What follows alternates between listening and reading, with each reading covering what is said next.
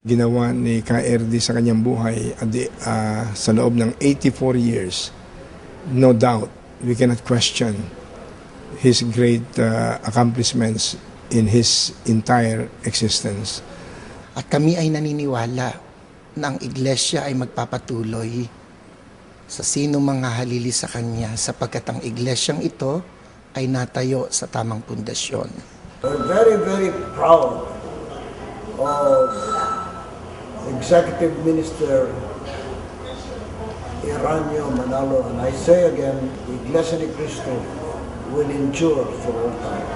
With his teachings, it will live on forever.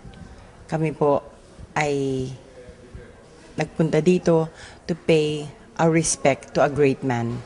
Nakikiisa po ang pamilya namin Cayetano sa kawalan niya at alam namin po na hindi siya mawawala sa puso ninyo, sa puso natin. Damang-dama po namin ang lubusan pangungulila po, hindi lang ng kapatiran ng Iglesia ni Cristo, ngunit sa lahat ng nagmamahal kay KRD, hindi lang sa buong bansa at sa iba't ibang parte ng mundo. We all will miss him at ang kapatiran ng Iglesia ni Cristo was very fortunate na for so many years siyang namumuno at ako rin naman ay naniniwala na si Ka Eduardo din ay ipagpapatuloy lahat ng nagawa ng KRD. Kami po ay nakikiramay ang buong konseho ng Maynila. So again, my condolence and I look forward to the many years ahead and the big celebration dito sa 100th anniversary 5 years from today. His vigorous espousal of the separation of church and state will always be remembered, and his quest to unify the Filipino people, not only here but abroad, shall always be remembered.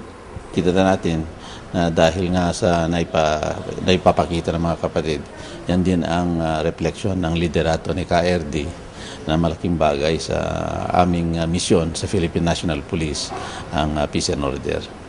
Kaming pamilya Gingo na nakikiramay sa pamilya ni KRD Manalo at sa lahat ng mga miyembro ng Iglesia ni Cristo.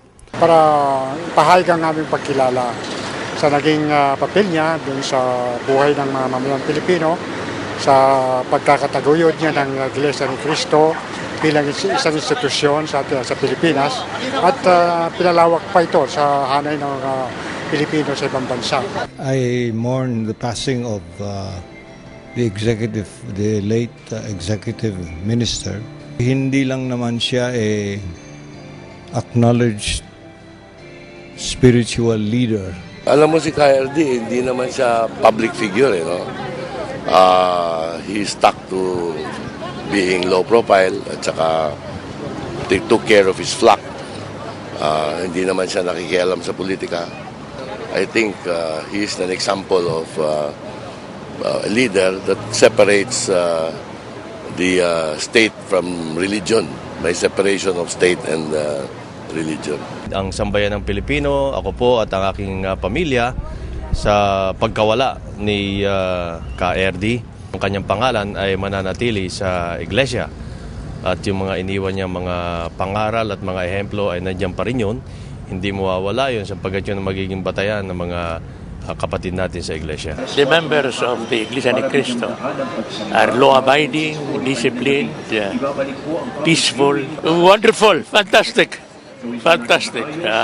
I have not seen anything like that in the country.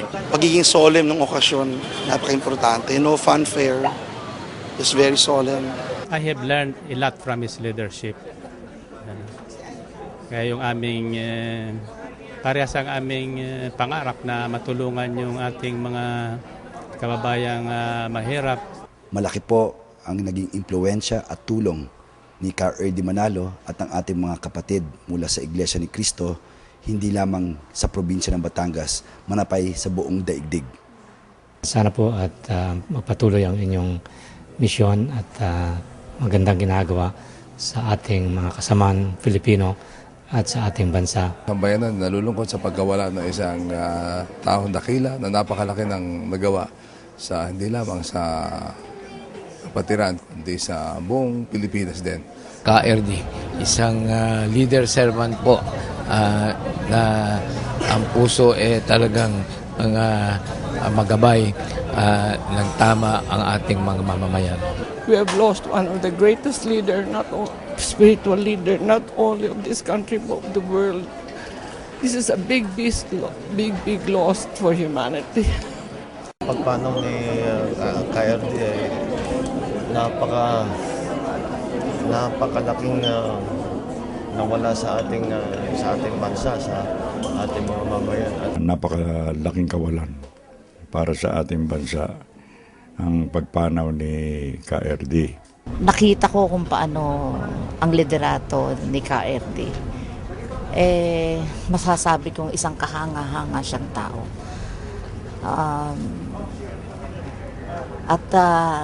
Damang-dama ang pagkalungkot lalo na ng mga kapatid.